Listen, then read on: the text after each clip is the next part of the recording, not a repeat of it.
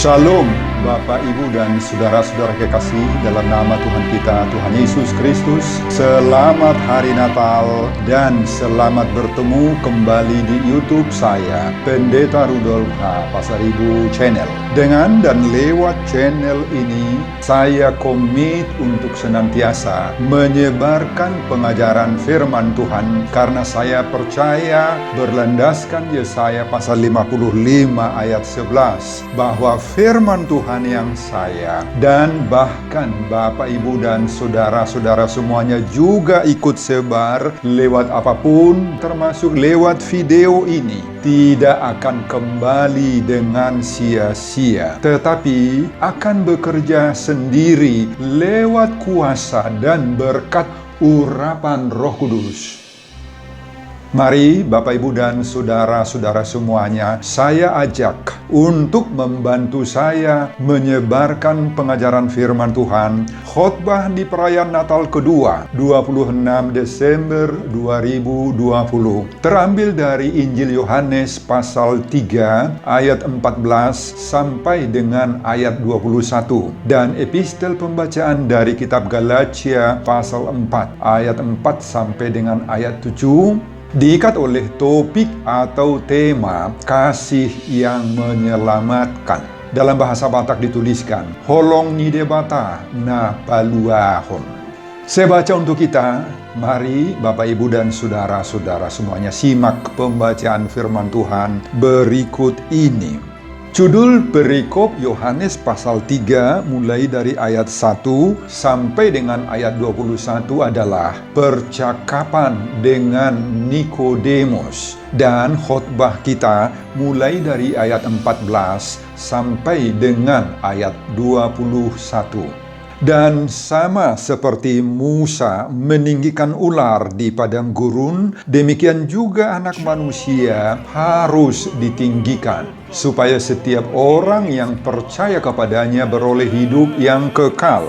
Karena begitu besar kasih Allah akan dunia ini, sehingga Ia telah mengaruniakan anaknya yang tunggal, supaya setiap orang yang percaya kepadanya tidak binasa, melainkan beroleh hidup yang kekal. Sebab Allah mengutus anaknya ke dalam dunia bukan untuk menghakimi dunia, melainkan untuk menyelamatkannya oleh Dia. Barang siapa percaya kepadanya, ia tidak akan dihukum. Barang siapa tidak percaya, ia telah berada di bawah hukuman, sebab ia tidak percaya dalam nama Anak Tunggal Allah. Dan inilah hukuman itu, terang telah datang ke dalam dunia, tetapi manusia lebih menyukai kegelapan daripada terang, sebab perbuatan-perbuatan mereka jahat. Sebab barang siapa berbuat jahat, membenci terang dan tidak datang kepada terang itu, supaya perbuatan-perbuatannya yang jahat itu tidak nampak. Tetapi barang siapa melakukan yang benar, ia datang kepada terang, supaya menjadi nyata bahwa perbuatan-perbuatannya dilakukan dalam Allah. Saudara, demikian nats khotbah kita di perayaan Natal kedua memperingati kelahiran Tuhan Yesus Kristus 26 Desember 2020. Sekali lagi diikat oleh topik atau tema kasih Allah yang menyelamatkan. Dalam bahasa Batak, Holong ni debata na paluahon. Saudara, dalam suasana merayakan Natal ini, mari kita merenungkan lebih banyak akan makna perayaan Natal kedua di tanggal 26 Desember 2020 dari kitab Yohanes pasal 3 ayat 14 sampai dengan ayat 21. Titik tolak daripada topik ini berada pada dua kata yang penting, kasih dan keselamatan. Firman Tuhan ini disabdakan oleh Tuhan Yesus sendiri kepada seorang yang bernama Nikodemus. Siapakah Nikodemus ini? Nikodemus itu adalah seorang yang memiliki gelar nomodidaskalos. Dari kata nomos, yaitu hukum, patik, Taurat, dan didaskalos. Didaskalos artinya teacher atau guru, atau the great teacher, guru besar atau profesor di bidang nomos atau hukum keyahudian.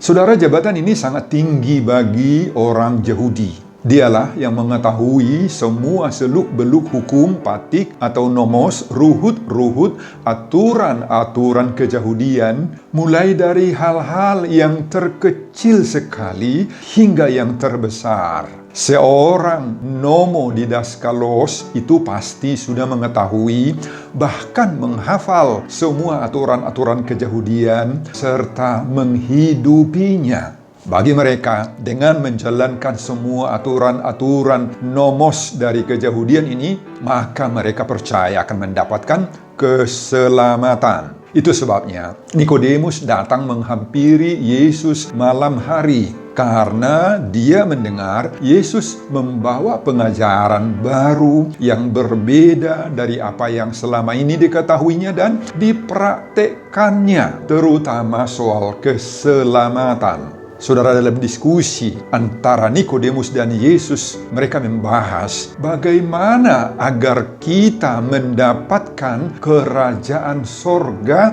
atau kerajaan Allah. Bohado asadapotan harajao ni debata kita. Dalam diskusi ini, pengajaran Yesus ternyata sangat-sangat bertentangan dengan apa yang diajarkan oleh Nikodemus bersama-sama dengan Farisi-Farisi lainnya pada waktu itu.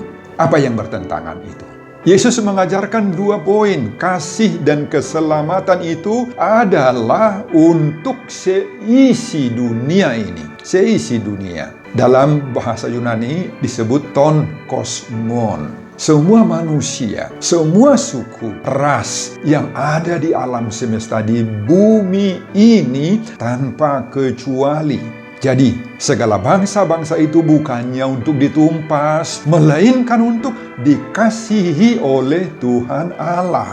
Bahkan kata dunia atau ton kosmon yang digunakan oleh Yesus di sini dalam bahasa Yunani bukan untuk menunjuk kepada manusia-manusia yang tanpa dosa, yang suci, yang kudus, tetapi justru sebaliknya menunjuk kepada manusia-manusia berdosa, manusia-manusia bejat yang tabiatnya saling membunuh, saling membenci, perang, yang penuh murka. Saudara, inilah si penerima kedua poin tadi, kasih dan keselamatan yang dari Tuhan itu menurut pengajaran Yesus. Dan inilah yang sangat-sangat dilawan oleh orang-orang Farisi, termasuk oleh Profesor Nikodemus selama ini. Menurut Nikodemus, bahwa yang dikasihi, diselamatkan oleh Allah itu siapa? Adalah bangsa Yahudi sendiri semata-mata saja. Kelak jika Al-Masih, yakni juru selamat yang sudah dijanjikan di dalam perjanjian lama itu datang menurut keyakinan mereka, maka segala bangsa-bangsa lain akan dipukul dengan perang dan bangsa Yahudi sendiri akan menjadi tentaranya. Semua bangsa akan ditaklukkan, ditundukkannya, dan akan beralih semuanya memeluk agama Yahudi. Dan sesudah itu, Al-Masih akan memerintah bangsa Yahudi itu dengan penuh keadilan dan di dalam kemuliaan. Itulah pengajaran Nikodemus dan orang-orang Farisi. Kemudian, Yesus mencoba untuk menyadarkan dan menuntun Nikodemus tentang pokok yang sedang didiskusikannya dengan Nikodemus ini lewat 3 gambaran, sebagaimana mulai dari ayat 1 sampai dengan ayat 21 ini. Gambaran pertama yang diberikan oleh Yesus kepada Nikodemus, Yesus mengatakan bahwa syarat agar setiap orang menerima kasih dan keselamatan itu, dia harus dilahirkan kembali. Ayat 1 sampai dengan ayat 7. Pada ayat 3 Yesus mengatakan kepada Nikodemus, Aku berkata kepadamu, sesungguhnya jika seorang tidak dilahirkan kembali, ia tidak dapat melihat kerajaan Allah. Namun penjelasan pertama ini tidak bisa berterima dalam pikiran Nikodemus. Malahan dia balik berkata, apa saya bisa masuk lagi ke dalam rahim ibuku? Gak masuk akal. Padahal saya kan sudah tua, kata Nikodemus. Kemudian Yesus memberi gambaran yang kedua. Karena Nikodemus gagal paham dengan hal yang pertama ini, Yesus mencoba lagi memberi gambaran lain, yakni tentang angin yang bertiup.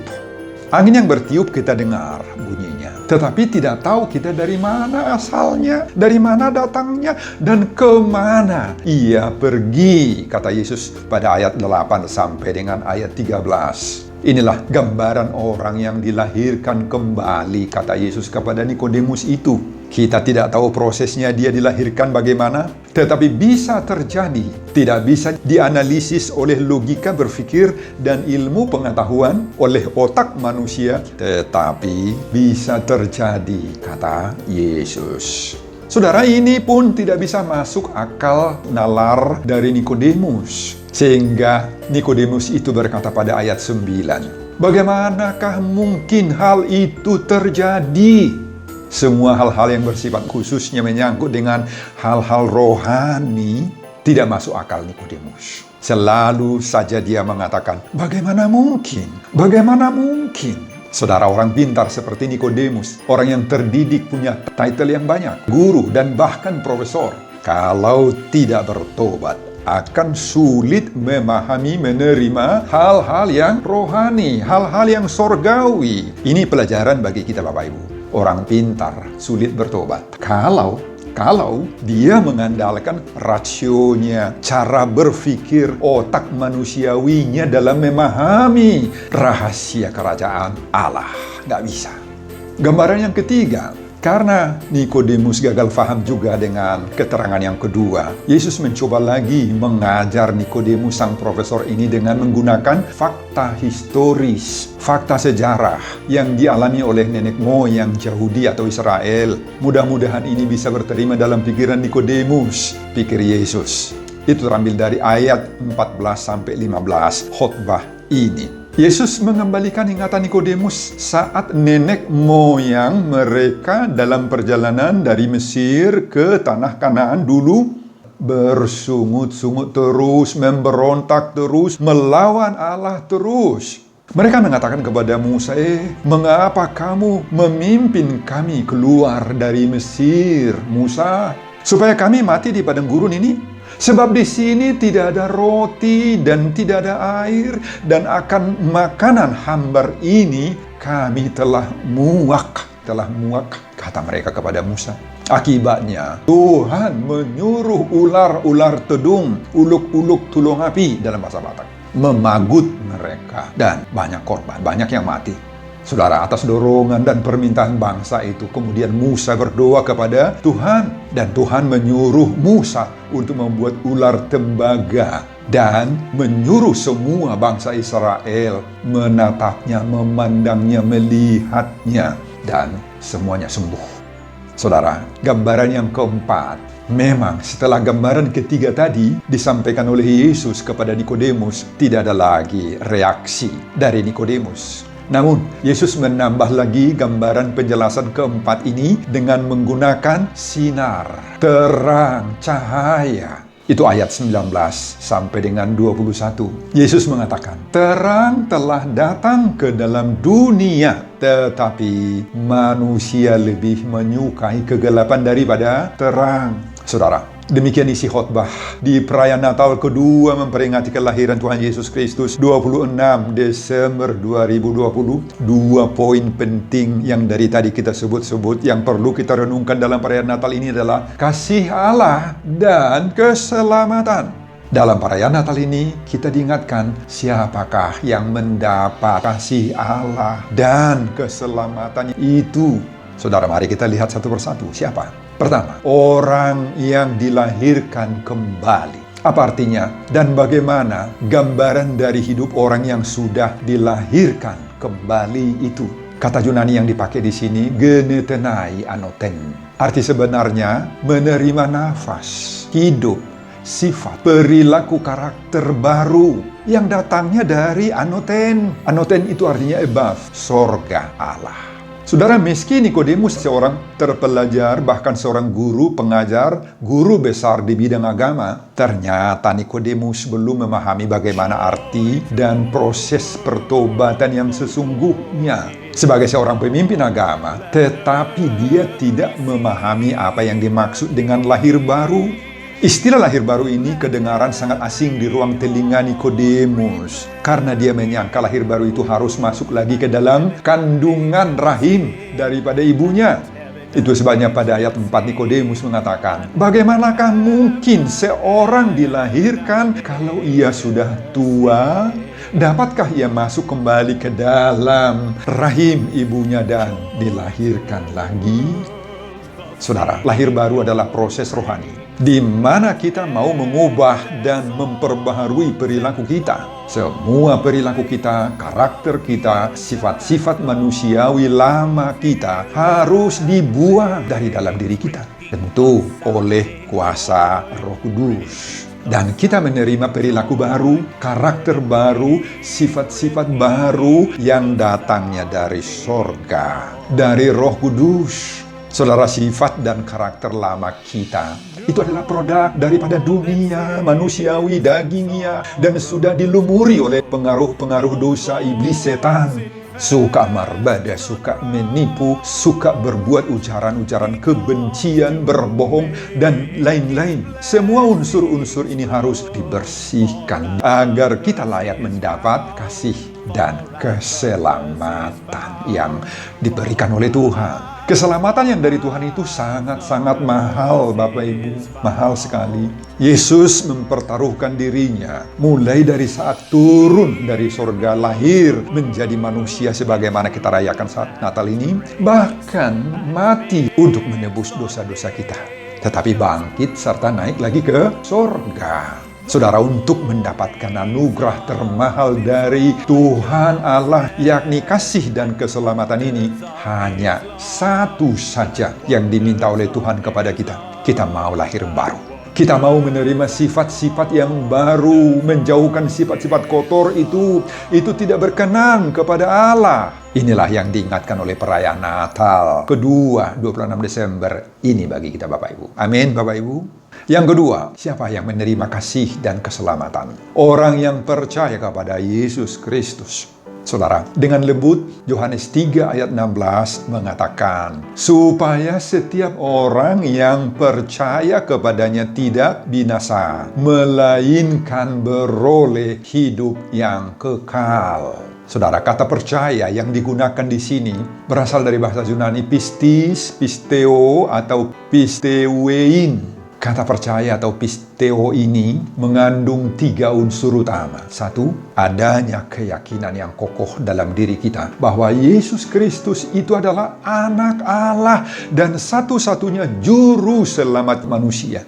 Yang kedua, dalam pisteo ini ada persekutuan yang akrab, yang bersifat pribadi kepada Kristus. Dan yang ketiga, dalam pisteo ini terkandung adanya kepercayaan penuh bahwa Kristus itu mampu dan bahkan bersedia untuk menuntun kita hingga mendapatkan keselamatan yang kekal. Jadi Bapak Ibu, percaya itu tidak hanya sekedar percaya kepada Tuhan dalam arti biasa saja. Tidak hanya sekedar mengucapkan, aku percaya kepada Allah Bapa, kepada Yesus Kristus Putranya, dan kepada Roh Kudus setiap ibadah hari Minggu. Tidak. Tetapi lebih daripada itu, pisteuein atau pisteo, pistis itu adalah percaya dan mau mempercayakan diri kita kepada Tuhan Allah. Itu arti percaya.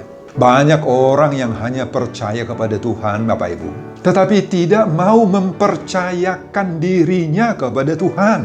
Percaya dia kepada Tuhan, tetapi ketika dia sakit, dia mempercayakan penyakitnya itu kepada siapa? Kepada dukun, kepada paranormal. Banyak yang percaya kepada Tuhan tetapi masih menggunakan jimat-jimat, penjaga daging, penjaga rumah. Wah, orang seperti ini bukan orang yang percaya, Bapak Ibu, bukan. Sama sekali bukan. Meskipun secara KTP dia orang Kristen, warga gereja tertentu. Kalau hanya percaya seperti ini, iblis juga percaya kepada Tuhan. Tetapi tidak ada iblis yang mau mempercayakan dirinya kepada Tuhan. Baca Yakobus pasal 2 ayat 19, Bapak Ibu. Engkau percaya bahwa hanya ada satu Allah saja? Itu baik. Tetapi setan-setan pun juga percaya akan hal itu dan mereka gemetar. Amin, Bapak Ibu. Harus percaya dan mempercayakan diri. Saudara, perayaan Natal ini mengingatkan kita, mari kita menyerahkan sepenuhnya hidup kita, masa depan kita, rumah tangga kita, dan semua usaha kita, pekerjaan bisnis kita, sumber-sumber rezeki nafkah kita kepada Tuhan. Mari percayakan semua uang, harta yang kita miliki kepada Tuhan. Kita sudah dan akan mendapatkan kasih serta keselamatan yang sempurna daripada Tuhan. Amin. Ketiga, siapa orang yang mendapat kasih dan keselamatan? Orang yang mau memandang salib Kristus. Saudara, sasaran dari kasih dan keselamatan yang dari Allah itu cukup luas, yakni untuk menghindarkan semua orang yang ada di kosmos ini, seisi dunia ini, menghindarkan mereka dari kebinasaan. Itu sasarannya. Itu sebabnya Allah sampai mengaruniakan anaknya yang tunggal itu, Yesus Kristus, sebagai korban, sebagai penghapus dosa, mati di kayu salib. Baca itu 1 Timotius 2 ayat 4. Saudara, oleh dosa awal Adam dan Hawa itu, seisi bumi ini sudah harus binasa. Apa artinya binasa? Bukan hanya sekedar menunjuk kepada mati secara jasmani. Tetapi binasa itu artinya mendapat hukuman yang kekal, yang begitu mengerikan. Makanya Yesus harus datang ke dalam dunia ini, Bapak Ibu. Dan ini sekarang yang diingatkan oleh Yesus, baik kepada Nikodemus sendiri. Kepada murid-muridnya, Yesus mengatakan dalam Matius 10 ayat 28, takutlah terutama kepada Dia yang berkuasa membinasakan baik jiwa maupun tubuh di dalam neraka. Saudara, pada ayat 14 perikop kita ini, Yesus mengetengahkan bukti pada masyarakat Israel ketika Israel berdosa dan memberontak kepada Tuhan. Tuhan menghukum Israel yang jahat itu dengan mengirim ular tedung membunuh mereka, memanggut mereka. Allah memberikan jalan keselamatan dengan menyuruh Musa memasang ular tembaga pada sebuah tiang yang dalam bahasa Injil Yohanes ini dipakai ditinggikan. Dan setiap orang yang memandang ular tembaga buatan Musa itu akan diselamatkan meskipun telah dipagut, digigit oleh ular itu. Dan peristiwa inilah yang dipakai oleh Yesus kepada Nikodemus untuk menggambarkan apa yang akan terjadi kemudian di dalam diri Yesus itu. Bahwa Yesus Kristus itu rela mati di atas kayu salib. Dengan memandang dan percaya kepada Tuhan Yesus yang telah ditinggikan di atas kayu salib itu, maka kita akan selamat. Saudara, siapa yang memandang Yesus yang tersalib itu akan diselamatkan dari kebinasaan. Nah, tinggal sekarang, maukah kita memandang kepada salib Yesus? Inilah jaminan keselamatan kita. Saudara, kalau dipakai di sini istilah memandang salib, apa artinya? Kata memandang di sini analog dengan kata percaya. Pistis, pisteo. Dalam Yohanes 12 ayat 32 Yesus memberi jaminan. Apabila aku ditinggikan dari bumi, aku akan menarik semua orang datang kepadaku. Saudara, inilah berita sukacita bagi kita di hari Natal ini. Keselamatan bagi kita sekarang sudah berada di dalam Yesus yang lahir, Yesus yang sudah ditinggikan di kayu salib, bahkan ditinggikan di sorga saat ini. Itulah yang menjadi jaminan keselamatan kita. Keempat, siapa yang menerima kasih dan keselamatan dari Allah? Orang yang menerima terang Allah. Saudara, inilah alasan mendasar kenapa Yesus mau turun dari sorga ke dalam dunia ini. Karena dunia ini diselimuti oleh kegelapan dosa, oleh kejahatan, tidak ada kasih, saling membenci. Banyak orang yang di dunia ini tidak bisa lagi membedakan mana yang benar, mana yang salah. Banyak orang yang menyalahkan orang benar dan membenarkan orang yang salah. Bagi banyak orang, selingkuh itu dianggap tidak apa-apa, bahkan wajar, karena itu adalah hak ajasi manusia katanya. Inilah menurut ayat 19 yang disebut dengan orang fasik. Dan ciri khas dari orang fasik ini adalah bahwa mereka mengasihi kegelapan. Mereka senang menikmati dosa. Dan hidupnya tidak bermoral secara Kristiani, immoralitas. Bagi banyak orang, hidup bersama sebelum menikah itu marak dilakukan. Pacaran dengan sesama jenis juga dipraktikkan. Bahkan masuk dalam kelas LGBT, istilah sekarang. Lesbian, gay, biseksual, and transgender juga dianggap wajar. Saudara, berbohong atau menipu asal tidak kedapatan, gak apa-apa, kata mereka. Korupsi dan menggunakan kesempatan, biasa, kata orang lain lagi. Dan sebagainya, dan sebagainya. Saudara, inilah fakta-fakta kegelapan itu. Makanya Yesus harus datang sebagai terang dunia. Dalam Injil Yohanes, Yesus menyebut dirinya, "Akulah terang dunia." Yohanes 8 ayat 12. Karena Yesus melihat bahwa dunia ini gelap karena sudah dipenuhi oleh kejahatan dan dosa, butuh terang. Tetapi kenyataannya, apakah Yesus terang itu disambut oleh manusia? Bagi sebagian besar orang tidak suka pada terang itu. Karena itu menyilaukan, bahkan membakar mata rohaninya. Orang seperti ini jauh lebih suka gelap-gelapan, suka kuasa gelap dengan berbagai-bagai bentuk. Ada jimat, ada pakai penjaga daging, ada penjaga rumah. Ini semua kuasa gelap.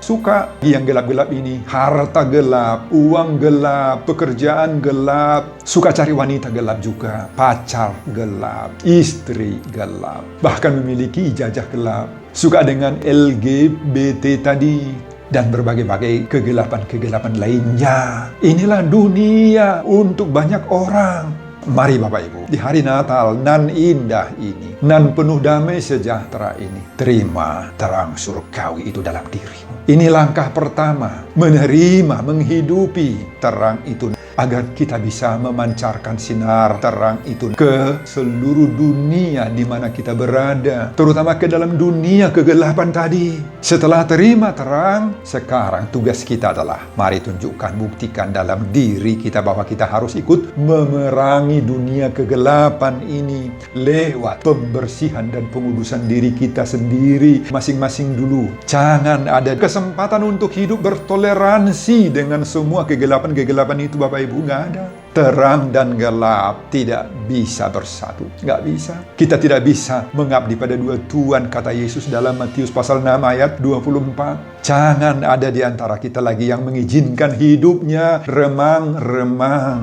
Nggak hitam, nggak putih. Atau ke Tuhan, ke dunia, ke Yesus, ke setan juga. Nggak boleh, Bapak Ibu, nggak boleh. Meskipun kita akui bahwa hidup kita ini belum sempurna sama sekali. Betul itu. Masih ada dosa-dosa kita. Karakter kita masih sering terdapat buruk, terdapat merbada-bada. Iri hati ada, cemburu juga ada. Memang benar bahwa hidup kita ini masih banyak yang perlu dibenahin, diperbaiki, diperbaharui. Masih harus semakin disucikan. Tetapi semua itu akan dapat kita lakukan, Bapak Ibu, apabila kita datang tersungkur berlutut di hadapan kaki Kristus. Mari kita datang menerima, menghidupin terang itu, mengaku dosa-dosa kita dengan rendah hati. Kita pasti akan mendapatkan kasih dan keselamatan yang dari Tuhan. Sesuai dengan tema Natal 26 Desember 2020, kasih Allah yang menyelamatkan. Selamat Hari Natal buat kita semuanya, Bapak Ibu. Sebelum saya mengakhiri khotbah ini, kembali saya mengajak Bapak Ibu dan saudara-saudara untuk membantu saya menyebarkan pengajaran firman Tuhan khotbah di perayaan Natal kedua 26 Desember 2020 dari Yohanes pasal 3 ayat 14 sampai 21 ini, agar semakin banyak orang yang percaya dan menyambut kasih Allah yang menyelamatkan itu termotivasi lewat video ini. Tonton juga video-video khotbah saya yang lain agar Bapak Ibu dan saudara-saudara memiliki sentuhan dan pemahaman rohani yang semakin diperkaya. Buka di YouTube saya, Pendeta Rudolf H. Pasaribu Channel. Selamat merayakan Natal, baik di gereja ataupun di rumah kita masing-masing. Tuhan Yesus memberkati kita. Salam, oras, amin.